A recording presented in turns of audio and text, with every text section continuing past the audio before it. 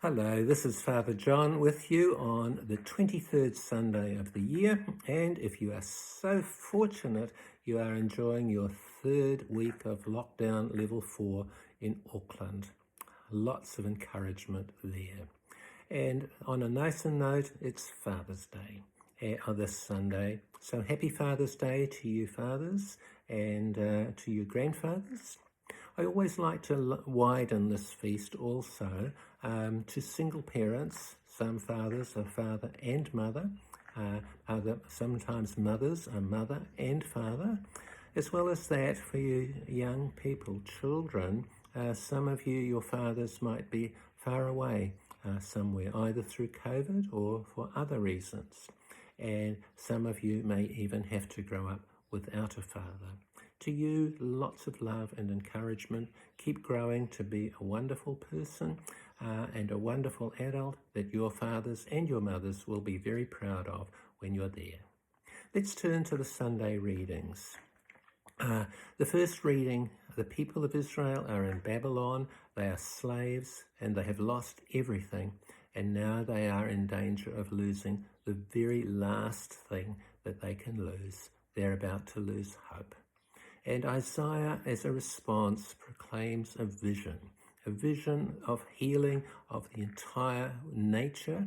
And a little later on in that same chapter, he talks about taking the people of God, creating a road which takes them back to their own place where they can be truly themselves and truly one with God. So for us, creating a vision of hope where there is none. For people struggling in lockdown, that may be just what we need. Maybe for you to hold high a vision of hope is so important. How about ringing one person with a message of hope each day this week? Secondly, let's go to the Gospel. I have been watching the Paralympics this week and been thrilled to see people with all sorts of disabilities, physical ones, loss of limbs and so on, but also internal ones, strokes, cerebral palsy, and to see them all competing, and so absolutely delighted to be there. And even if they come last with great smiles and joy. They proclaim loudly to all of us, I am more than my disability. I am like you and at one with you. And for all of us also, as we apply it to ourselves, we all have disabilities which we are called to live with, and in some cases to make sure we're more than. In the Gospel, some people bring a man with disability to Jesus. God bless them, they love him so much. Jesus takes the man, however, alone, and there they have a personal encounter, one-on-one. It's something for us too in our lives, in the ebb and flow of our faith journey. At the same time, what Jesus then does, he heals the man, but he not only heals the physical hearing. If you've been around deaf people, you will know that people who have severe hearing difficulties from birth can never hear the spoken word clearly, and they grow up with what the Gospel calls an impediment in their voice.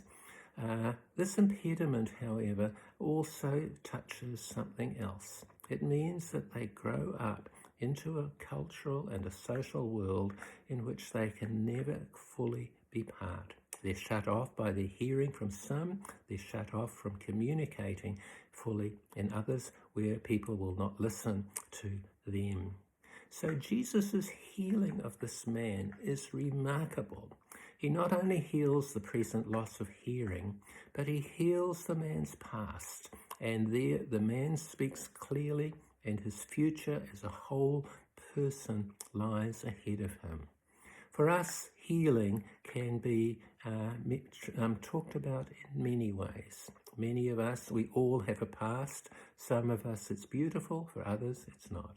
In the Gospel today, Jesus' words to that man, be opened, is so wonderful.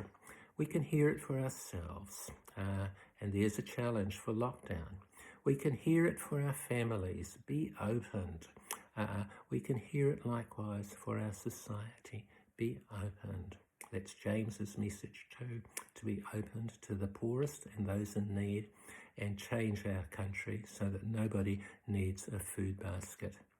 So be opened today. Happy, happy Father's Day to you fathers. For you young people, do something special. Young ones can do a drawing perhaps. Teenagers, a challenge for you.